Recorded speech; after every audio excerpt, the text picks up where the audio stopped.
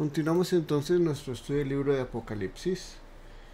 Vimos la sesión pasada la perspectiva idealista, o al menos una pequeña introducción a la perspectiva idealista, donde hablábamos que el libro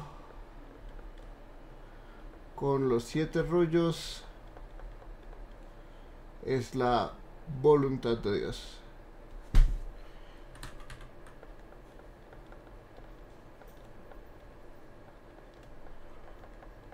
Y que lo que va a suceder cuando estamos desarrollando estos libros, bueno, a lo largo de este libro, a medida que se va abriendo, pues vamos viendo cómo la voluntad de Dios que está en el cielo viene a la tierra, y que la única persona digna de hacer esa realidad es el león de la tribu de Judá, la raíz de David, que entendemos es el Cristo, el Mesías. Y esa es una de las primeras formas, bajo la perspectiva idealista, de entender este pasaje. Continuamos entonces y vamos a ver que el rollo, o el libro con 7 sellos, también desde la perspectiva idealista se ha interpretado como el plan redentor de Dios.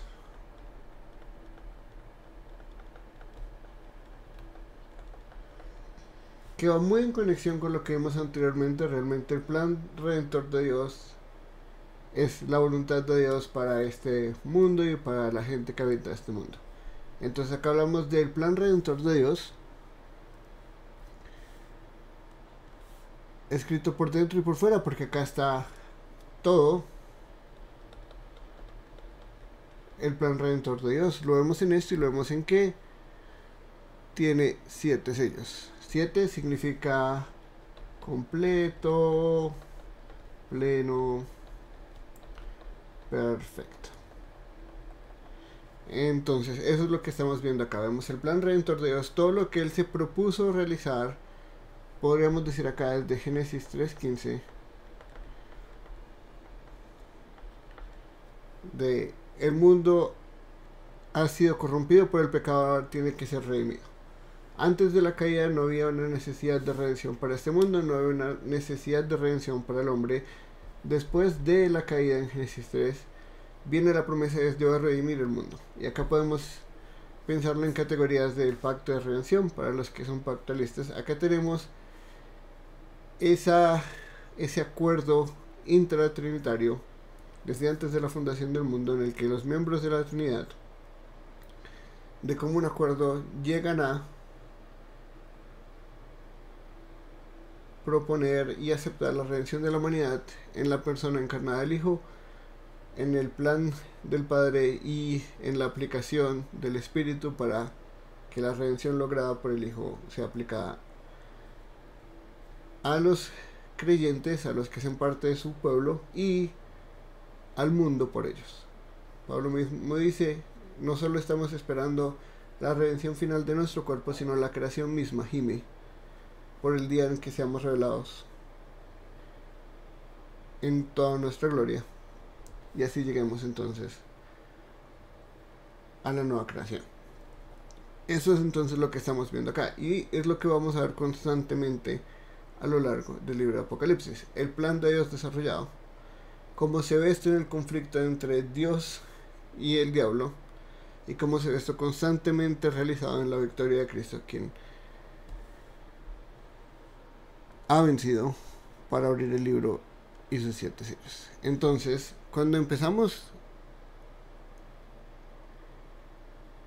aquí, vemos que no hay nada que se le pueda añadir al plan redentor de Dios. El plan redentor de Dios ya está escrito. El plan redentor de Dios ya está establecido desde, podemos decir acá, la eternidad. No se le puede añadir absolutamente nada. No hay nada nuevo o diferente que sorprenda a Dios para que Él cambie su plan. Todo estaba planeado, todo estaba establecido. Y entonces, cuando llegamos a el lamento de Juan y a las palabras de ángel que dice: ¿quién es digno?, nos encontramos con algo bastante interesante, y no es ¿quién tiene la fuerza o quién tiene el poder necesariamente para abrir el libro y desatar sus sellos? Encontramos que la palabra acá es digno. ¿Quién merece? ¿Quién merece ejecutar el plan redentor de Dios? En el cielo o en la tierra, o incluso debajo de la tierra. ¿Quién que viva en este mundo, que viva en la presencia celestial de Dios, o que haya muerto y esté en el lugar de los muertos, merece que Dios traiga a colación su plan redentor? Y la respuesta es absolutamente nadie.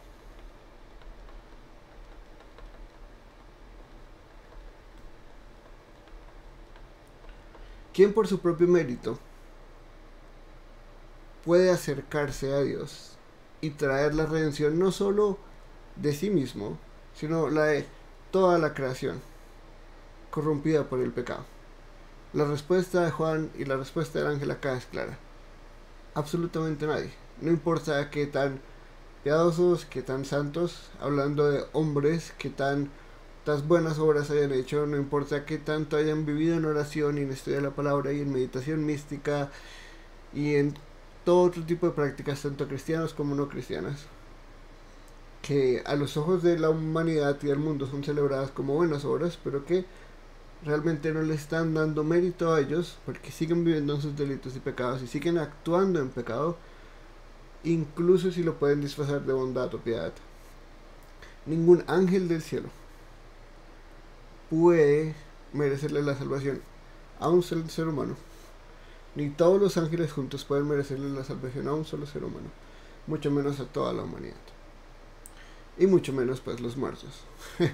Pueden velar por nosotros o hacer algo para traer a colación este plan de Dios, y eso debería realmente mostrarnos, uno, la condición humana, el estado de la condición humana, y dos, el estado del pecado y la maldad, y realmente la corrupción tan grande que trae el pecado a la creación de Dios. Cuando vamos a Génesis, se nos dice que al completar toda la creación, Dios vio todo y vio que era bueno en gran manera. Después de poner al hombre como corona de la creación, Dios ve todo absolutamente bueno, en gran manera. Esto no es algo pequeño. Dios declara esto moralmente perfecto. El hombre es creado en toda piedad y justicia y santidad, para servir a Dios, para traer el reino de Dios del cielo a la tierra y expandirlo hasta que el planeta entero se llene con la gloria de Dios, disfrutando de todo lo que Dios le da al hombre, inclusive la mujer. Y el hombre, siguiendo a Pablo, prefiere la criatura que el creador, escoge la mujer y trae el pecado al mundo. Y el poder corrosivo del mal es tan grande que no importa qué tan obediente sea el hombre, qué tan aparentemente justo o santo, él no puede reversar. No puede reversar por sí mismo la maldición que ha llegado al mundo por causa del pecado y el estado de condenación que tenemos y de muerte. Muriendo moriremos por culpa de la desobediencia de este primer hombre y de su mujer. ¿Hay alguna esperanza para el hombre? No. Absolutamente no. Desde el momento en el que el hombre come del árbol, por sí mismo, incluso los ángeles, incluso toda criatura unida, no puede redimir este mundo. Desde el momento en el que Adán come del fruto del árbol del conocimiento del bien y del mal, es indigno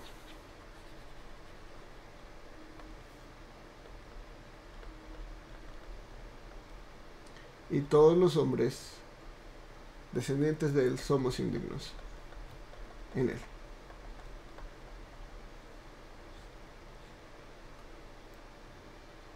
Y ahí es donde no podemos acercarnos a Dios. Hemos creado una brecha infinita entre nosotros y Dios. Y vemos entonces que donde no había ninguna esperanza, porque lo justo era nuestra muerte, en desobediencia pactal, conscientemente rebelándonos contra Dios, y merecíamos la justa causa de todas las malas acciones que hicimos, desde comer del árbol hasta mentir, hasta ocultarse, hasta vestirse, eso no es todo, y todo lo que está a futuro, todo nos lleva por el camino de la condenación eterna. Y es Dios en su misericordia que en un mundo sin esperanza promete redención. Y acá es donde Génesis 3:15, el famoso llamado protoevangelium, que realmente es parte de este gran plan redentor que está en este libro con los 7 rollos y que está a lo largo de la Biblia.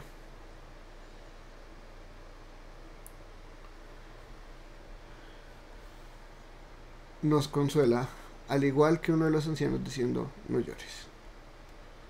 Mira, el león de la tribu de Judá, la raíz de David, ha vencido. Donde el hombre falló, donde el primer Adán falló,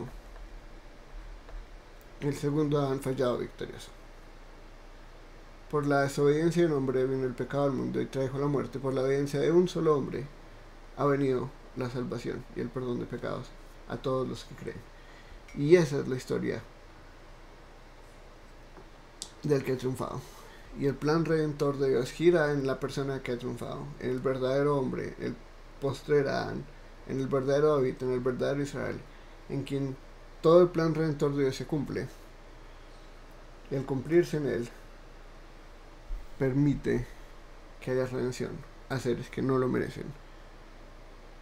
Porque solo el que es digno, solo el que lo ha logrado, solo el que ha obedecido hasta la muerte y muerte de cruz, solo el que por su obediencia fue recompensado y exaltado después de su humillación, solo él es digno de abrir el rollo y mirar su contenido. Ese es Jesús. Cuando hablamos entonces en Apocalipsis de este gran rey, no solo él es grande en majestad y gloria y poder, es uno con Dios, la segunda persona de la Trinidad, revelado en toda su gloria, en su cuerpo resucitado, en su poder y en su estruendosa boca hablando como olas, y sus ojos en llamas, y toda su apariencia que muestra realeza y sacerdocio perfectos. No solo eso, sino que él es absolutamente digno. ¿Digno de qué? De exactamente el mismo Dios. Él es digno de alabanza, digno de gloria, digno de adoración, digno de todo en este mundo. En su estado de divinidad, desde la eternidad es digno de eso, y por su humillación y exaltación es digno de traer redención al mundo. Ese es Jesús. Y acá es donde empezamos a conectar los hilos. Cuando hablamos de teología bíblica y cuando hablamos del plan redentor de Dios, por allá, desde Génesis hasta Apocalipsis, estamos hablando exactamente del mismo Dios, exactamente del mismo plan, exactamente del mismo Salvador. Moisés no era el que iba a salvar al pueblo de Dios, era Jesús. Josué no era el que iba a conquistar la tierra prometida, era Jesús el que iba a conquistar. Y todas estas sombras, todos estos tipos que se cumplen en Jesús, nos muestran que Dios tenía un plan y Él lo iba a cumplir en su Hijo. No porque lo mereciéramos, al contrario, porque no lo merecíamos. Y el que merece todo y el que lo logra todo para Él y lo aplica a los demás en su obra es Jesús. O estamos bajo Adán o estamos bajo Jesús. Y esa es la realidad de este libro con 7 sellos. De aquí entonces pasamos a ver unos pasajes bíblicos que nos dan el contexto de este libro con estos 7 sellos y cómo todo esto se relaciona con el plan redentor de Dios. Pasamos entonces a Ezequiel 2, 9 y 10, donde vemos el famoso libro o el rollo. Entonces miré una mano, estaba extendida hacia mí y en ella había un libro. Él lo desenrolló delante de mí, estaba escrito por delante y por detrás, y en él estaban escritas lamentaciones, gemidos y ayes. Y acá entonces vemos el juicio de Dios, pero vemos como esta imagen que ya estaba en Ezequiel y que vamos a ver de nuevo en el rollo que Juan se va a comer. El 3.1 ya nos dice eso, acá presente, pero que es parte de este contexto bíblico, ¿no? Usualmente en este rollo en este rollo que está escrito por detrás está la condenación y el juicio de Dios. Acá vemos de alguna forma esto ya cargado en el Mesías, ¿sí? Las lamentaciones, los gemidos y ayes, que son el juicio de Dios y la destrucción de sus enemigos.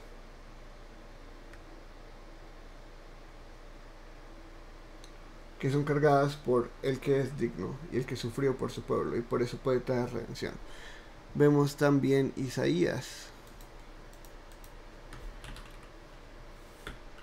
29 del 9 al 11 que nos dice: deténganse y esperen, ciéguense y queden ciegos, ustedes se embriagan pero no con vino, se tambalean pero no con licor, porque el Señor ha derramado sobre ustedes espíritu de sueño profundo, Él ha cerrado sus ojos, los profetas, y ha cubierto sus cabezas, los videntes.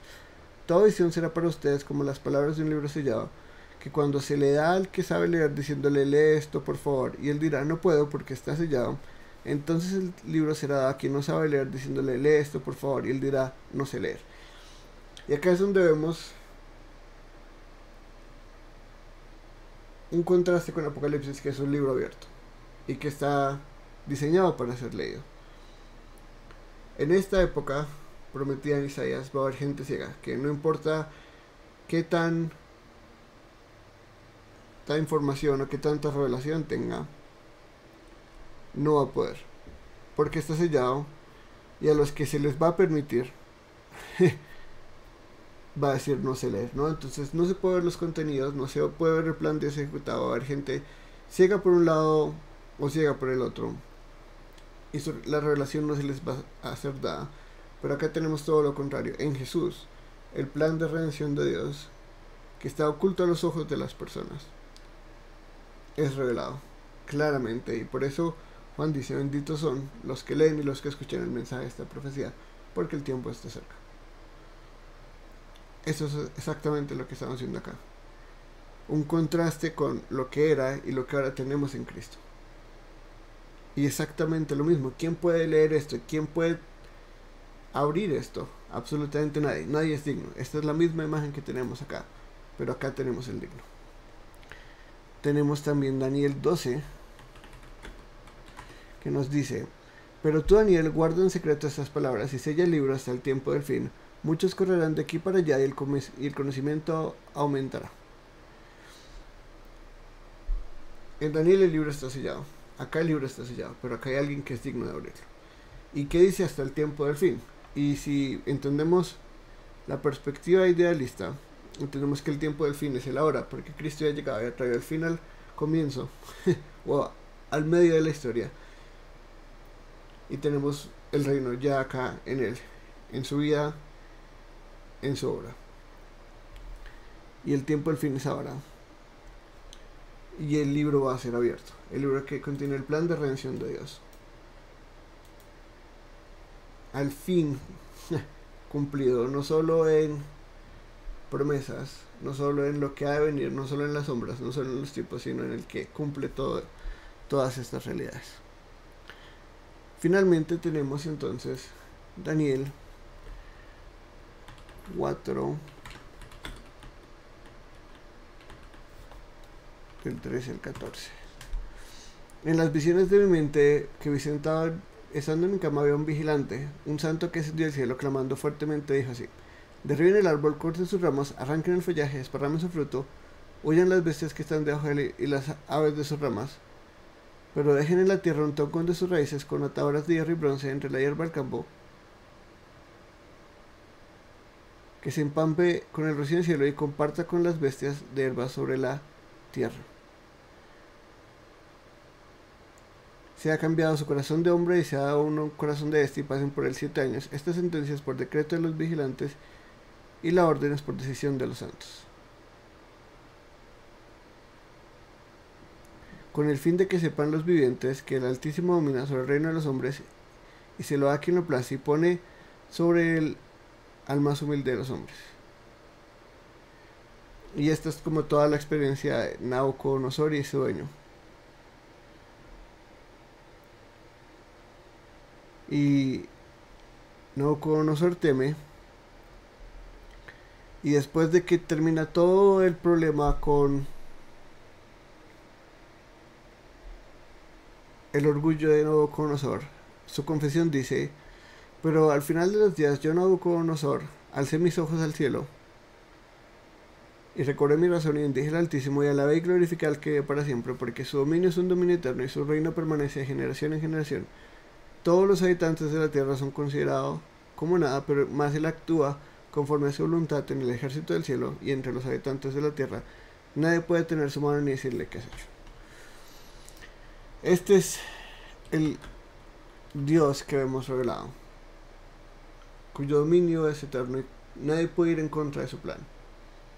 Pero de la misma forma, no cualquiera puede ejecutar su plan, solo él mismo puede ejecutar y traer a colación su plan. Y esta entonces sería la perspectiva idealista, entendiendo el sello como este plan de redención de Dios en las edades. Otra posición idealista entiende el libro con los 7 sellos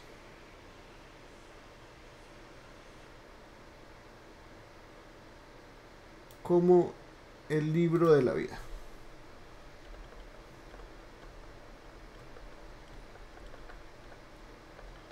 Este libro ya lo escuchamos antes, no quitaré su nombre, el libro de la vida. Y lo veremos en el capítulo 13 del libro de la vida del Cordero, que fue degollado antes de la fundación del mundo. Y acá están escritos los nombres de todos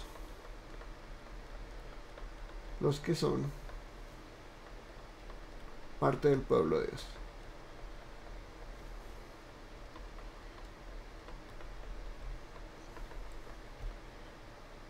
Más conocidos como los escogidos, ¿no?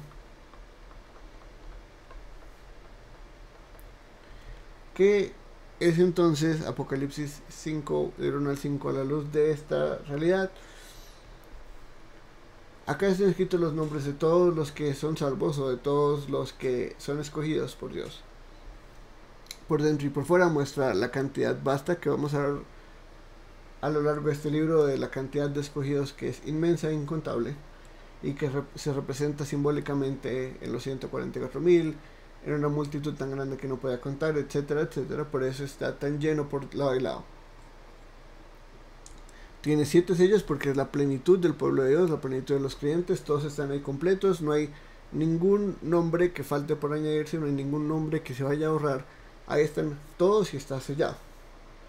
Cuando algo ya está sellado, y especialmente ese que tiene 7 sellos, que en el contexto del primer siglo representa un testamento,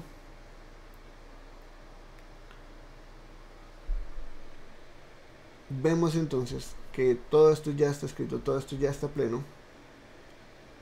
Y si lo relacionamos con lo que vimos anteriormente sobre borrar del nombre de la vida, nos damos cuenta que ya no se puede borrar. La única forma de borrarlo es abrirlo, y absolutamente nadie es digno de abrir el libro y desatar sus hechos. ¿Sí? Ni en el cielo, ni en la tierra, ni debajo de la tierra, nadie es digno de abrir el libro ni de mirar su contenido. Absolutamente nadie puede ver quiénes están escritos ahí. ¿Por qué? Porque se necesita dignidad, y en este caso también se necesita la autoridad. Solo la persona a la que se le envía el libro sellado tiene la autoridad de abrirlo. Por eso está en la mano diestra del que se ha sentado en el trono. Entonces una oración me dijo: no llores más, mira, el león de la tribu de Judá, la raíz de David, ha vencido para abrir el libro y sus 7 sellos. Entonces, ¿qué vemos acá? Es en Jesús, y es solo Jesús quien, en armonía con lo que hemos visto idealista, ya sea la voluntad de Dios, ya sea el plan redentor de Dios, solo Él puede traer los suyos a sí mismo, solo Él puede llamarlos, solo Él puede traer a colación todo lo que tiene que suceder en la historia, cíclicamente y repetitivamente a través de batallas internas y externas, para traer su pueblo así. Y lo que Él va a hacer entonces es llamar uno a uno, a través de todas las edades y de todos los conflictos, a todos aquellos que pertenecen a sí mismo.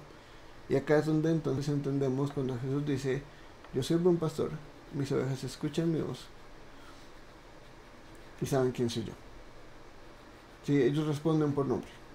Ellos no le responden a extraños, ellos le responden solo a aquel que es su Señor, su amo. Eso mismo entonces tenemos acá. También en la perspectiva idealista tenemos un testamento. Un testamento legal donde vamos a ver entonces la herencia de Dios. Es suya y solo suya, está en su mano porque la autoridad es de él. La mano derecha, representante de autoridad.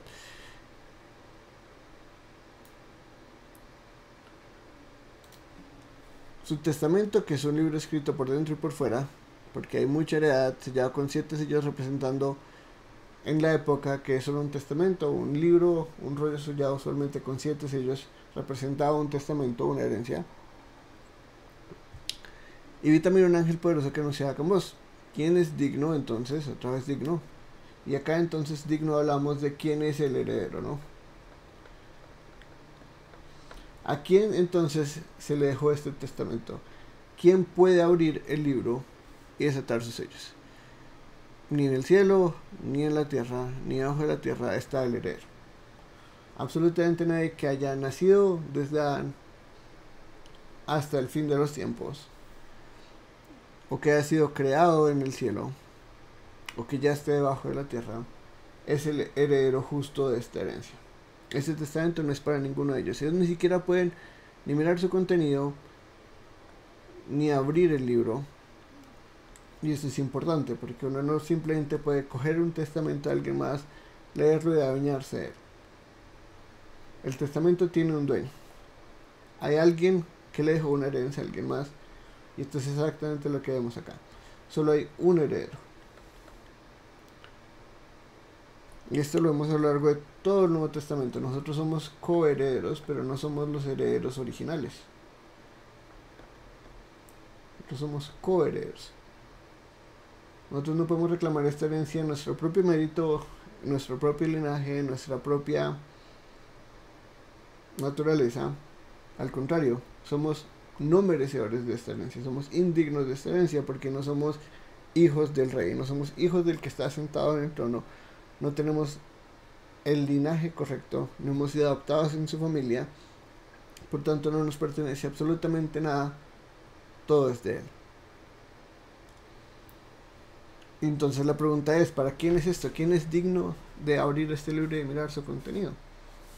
¿Quién puede entonces reclamar esta herencia? Y Juan llora mucho porque todo este mundo, toda su belleza, todo lo que le pertenece a Dios, toda la heredad que él ha dejado a su hijo, porque un padre le deja herencia a su hijo, un hijo no le deja herencia a su padre, sellado digno. El primer hijo de Dios, creado a su imagen y semejanza, Adán, falló, y todos en él, aunque cargan la imagen corrompida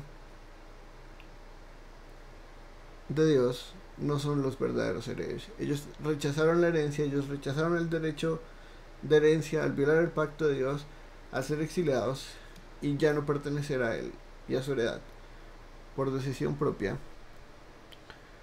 ni siquiera de abrirlo, ni siquiera de mirar su contenido. Todo eso le pertenece únicamente al gran heredero. Y es aquí donde uno de los ancianos consuela de nuevo a Juan y le dice: no llores, el león de Judá, la raíz de David, ha vencido, y esto siempre es lo más importante, para abrir el sello, el libro de sus 7 sellos. Es en su obra victoriosa, es en su vida victoriosa, que el hijo, el león de la tribu de Judá, la raíz de David, es digno de recibir esta heredad para sí y repartirla con todos los suyos, ¿no? Y ahí es donde vemos que la obra de Jesús trasciende incluso su propia victoria, y es la victoria de la aplicada a todo su pueblo a lo largo de las edades, a lo largo del espacio y tiempo, de las civilizaciones, de los imperios. Todo eso es de él, y toda autoridad la ciudad en los cielos y la tierra, y él ahora puede reclamar todo para sí. Esa es su herencia. Y es su obra victoriosa, es su persona victoriosa, es todo lo que él es y todo lo que ha hecho y todo tan glorioso y maravilloso, tan lleno de gracia y de compasión por un mundo caído, que ha logrado que este rey victorioso, este hombre que hemos revelado en Apocalipsis 1, sea digno de esta heredad y de compartirla con él quien quiera, porque él la ha ganado. Es suya. No hay absolutamente nadie más en esta tierra, ni en el cielo, ni debajo de la tierra. Por tanto, que sea digno de reclamar esta herencia. Y de aquí pasamos entonces a la postura final, donde de alguna forma se relacionan todas, y es el libro con los 7 rollos, es el Antiguo Testamento.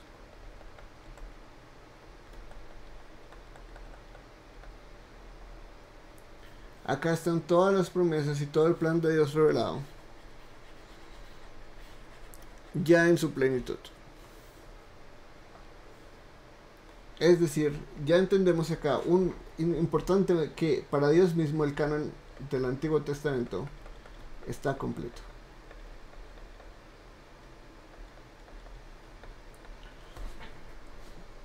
Entonces no podemos decir, ay, pero no, es que no había un solo códice, un solo libro, un solo rollo que contuviera los 39 libros del Antiguo Testamento como los conocemos hoy en día, porque ellos no los contaban como nosotros los contamos, ni los 22, ni los 23, y esto es dependiendo si se juntan Cantares y Eclesiastés o si no se juntan. Bajo de ninguno de esos modelos tenemos como un gran rollo, un gran libro, un códice que tenga todo esto, pero Dios ya tiene claro que su revelación está completa, y si estamos hablando de que esto fue escrito entre el 65 y el 95, muchísimo antes del Consejo de Jamnia, muchísimo antes de que hombres declararan el canon, muchísimo antes de un consenso cristiano sobre cuáles eran los libros del Antiguo Testamento o no, ya está la relación de Dios completa en el Antiguo Testamento. Este es el libro que está escrito por dentro y por fuera. Acá está toda la revelación de Dios, de sus promesas, de su plan, absolutamente todo comprendido en el Antiguo Testamento. Lo vemos en que está escrito por dentro y por fuera, y en que está sellado con 7 sellos. Ya está completo. Ya se selló. Ya todo lo que se quería escribir, todo lo que Dios en su mente tenía establecido para que fuera su revelación veterotestamentaria, que eso hace referencia al Antiguo Pacto, ya está escrito. Eso no significa que esté compilado, eso no significa que hay personas que estén hablando del Antiguo Testamento en la época de Juan, absolutamente nada de eso, pero absolutamente cada libro ya está completo, completamente escrito. Y lo que hace Dios entonces es traer su cumplimiento. Y acá es donde tenemos quien es digno de abrir el libro y desatar sus sellos. Y entonces acá la pregunta es, ¿quién puede cumplir el Antiguo Testamento? Todas las promesas, todas las profecías, todos los tipos tienen que cumplirse. ¿Quién realmente puede traer el cumplimiento de todo desde Génesis 1:1 hasta Malaquías 4? ¿Quién puede realmente cumplir estas profecías, estas promesas y estos tipos, y traer el plan final de Dios a colación. Solo una persona. Y por eso es muy interesante esta perspectiva, porque cuando hablamos del Antiguo Testamento, hablamos de fallos. Hay demasiadas promesas, hay demasiadas profecías, hay demasiados tipos. Está este gran plan de Dios en Génesis, los fundamentos, vemos cómo se construye, cómo cada vez tenemos una revelación progresiva de todo lo que significaba el pacto de Dios con Abraham, de todo lo que significó el pacto de Dios con David, de todo lo que significó el pacto de Dios con Adán mismo y las promesas. ¿Qué es un pacto? ¿Cuál es la relación de Dios con el hombre? ¿Qué significa estar hecho a su imagen? ¿Por qué eso es importante? ¿Por qué Dios quiere restaurar el mundo? ¿Por qué Dios se autoobliga a sí mismo a través de redención, a través de relaciones pactales, a través de promesas que ponen su carácter a prueba? Si yo soy quien yo soy, yo cumplo lo que yo prometo, yo no me retracto, yo no soy un hombre, yo soy Dios. Todo eso lo vemos en el Antiguo Testamento, pero a lo largo de la historia del Antiguo Testamento vemos fallo tras fallo, tras fallo, tras fallo. Y es aquí donde Juan puede llorar, y nosotros todos podemos llorar si leemos el Antiguo Testamento de esa luz. Yo lloraba mucho. Yo lloraba mucho porque solo veo fallos. Adán falló, Noé falló, Abraham falló, Isaac falló, Jacob falló, David falló, y la lista solo sigue. Vemos estas grandes personas que Dios llama a hacer grandes cosas, y todos ellos, aunque vienen en obediencia y fe a Dios, incluso después de caer, viven obediencia y fe a Dios, absolutamente todos ellos no llegan a la vara. La vara es muy alta para ellos. El estándar de justicia y santidad que se les exigió a Adán, a través del cual toda persona que obedezca a Dios en ese estándar puede lograr la recompensa. Ese es el estándar, ninguno lo alcanza. No importa qué tantas cosas buenas hayan hecho, no importa qué tanto crecimiento espiritual y qué tanto veamos que en su vida poco a poco van siendo santificados y se someten más a Dios y se someten más a su autoridad y su gobierno, y viven unas vidas a veces caóticas, a veces llenas de pecado, a veces llenas de sufrimiento, a veces sufrimiento injusto, a veces sufrimiento justo. No importa qué pasa, todos fallan. Incluso el héroe de los judíos, Moisés, no da la talla, no puede entrar a la tierra prometida. Absolutamente no lo da. Entonces, ¿quién puede? Si Moisés no pudo, si David no pudo, si Abraham no pudo, si Adán no pudo, si Noé no pudo, y seguimos nombrando, si Elías no pudo, si Eliseo no pudo, si Enoc no pudo, ¿quién puede? ¿Quién en la tierra puede traer cumplimiento a las promesas, profecías y tipos de Dios? Nadie. ¿Quién debajo de la tierra? Absolutamente nadie. ¿Y quién en el cielo? Tristemente, incluso la gente que tiene una angelología alta, y la gente que es súper espiritual, la gente que cree en invocar ángeles y en traer bendiciones de los santos y de los ángeles, tiene que darse cuenta que cuando llegamos a Apocalipsis, su mérito no es suficiente. Incluso si creemos en un banco de mérito, absolutamente nadie puede traer cumplimiento a esas cosas. Nadie puede traer la redención que yo no merezco y que necesito para acercarme a Dios.